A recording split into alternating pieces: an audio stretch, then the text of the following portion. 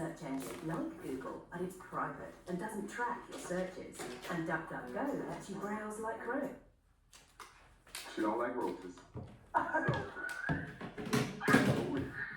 We went Bora Bora.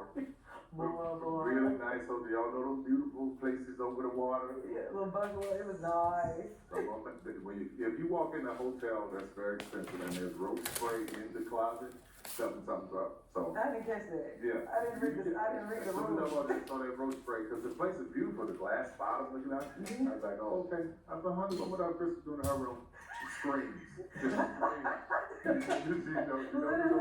You don't do the I roaches. did not do roaches. I was like, they're like, the people came in the room, that manager, and he's like, oh, I'm talking about, yeah, it was a big roach. He was like, oh, this is a lot of bug. I said, no, that's a cockroach. Yeah. We from the South, Yeah. and we ghetto as hell. That's a cockroach. Y'all gotta get that thing. Y'all came in there moving furnace with me. Yeah. Y'all like, first of all, it's hot in here. Turn the arrow. Turn the arrow. Yeah. Yeah. Every time I said Beyonce, she's ready to go. Oh my God. Yeah. The first time Miami. I was in Miami, guys, on a vacation. I like to travel by myself sometimes, and then my girls would come meet me after I've had my me time. And so it was before my girls landed, and I had unpacked. I was staying in Miami for a while. I had unpacked my clothes, and I never do that. I never unpack and hang things up. I just live out the suitcase. This particular trip, I had unpacked. I get a call, it's like, hey, I need you to pack some things for me. I've got to go to Copenhagen. And I was like, okay. And I said, okay, I'll get some things done. So I had called Armani. I was like, hey, Armani, can you tell me so you can help me just come out in town? And then I get another call, and he was like, well, I need you to pack your things too, because we're going to see Beyonce. Y'all, I ain't never got to the airport that fast. I called you back. Because I knew you had friends, I knew you had packed. I called you back, I said, so you think you're going, I'm at the airport. I'm going through security, I'm calling you back. On the way. Yeah. And that was the most amazing experience. We flew in your jet to Copenhagen. I got to meet Beyonce for the first time. Y'all like, do we need a landing pad? She gonna faint. What's gonna happen? Yeah. Oh my goodness. And that was crazy. Thank you for the many experiences. Yeah. But that's when it started. Exposure. Exposure. That's what I completely love and hope that more of us have. You know, and it doesn't take, you don't have to travel the world to you could just get out of your neighborhood, go to other neighborhoods, see other things. Like when I was struggling and broke in my 20s, man, I barely had nickel or anything to eat, but I would go to an open house and in the nicest neighborhoods, and I would test drive cars, just not for the materialness of it, but just to know it's possible. Yes. Right?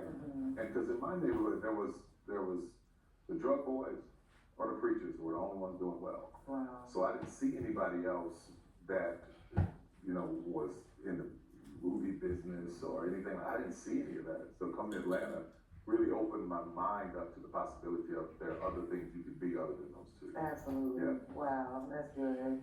Something else that I have learned from you is generosity. I've always just naturally been a nice person, speak to everybody.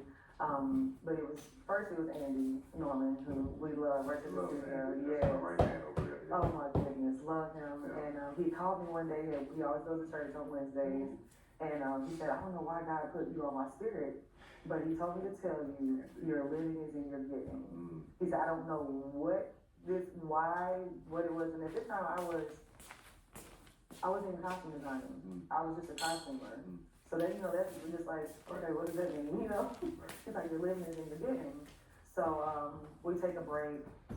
I get a call from Ozzy, who was the president at the time, and he goes, hey, told me to call you to see if you'd be interested in costume designing the next season of shows. And I was like, ooh, that's a big job. Like, I don't know if I'm ready for this, if I'm prepared. And I ended up praying about it, and I ended up taking the job. And when I walked in for our first day, Andy was like, I didn't know where you were going or what was the job. He said, but you're going, like, you say you're going higher. And I was like, Andy, this is crazy. He's like, don't forget what I said. And he always reminded me, and I never forget that. Yeah. But just being around you, and styling you for years, I styled you, and actually getting up. That's the same thing though. Yeah. Giving doesn't have a value Yeah. when it comes from a pure place. Mhm. It could be $10 billion, it could be 2 pennies. It Yes. doesn't have a value when it comes from purity. Yeah. Giving is about what it does for the other person. Exactly. And I learned just don't feel, I just don't want to go through this again. And I was like, I literally told myself in my piece, I was like, the pastor is not God. I was like, he's feeling just like we are. I said, we're going to church to get closer to God. Right. If that person is delivering the message the way you need it, we have to give them grace in their personal life. Right. Like, we can't judge that. Or they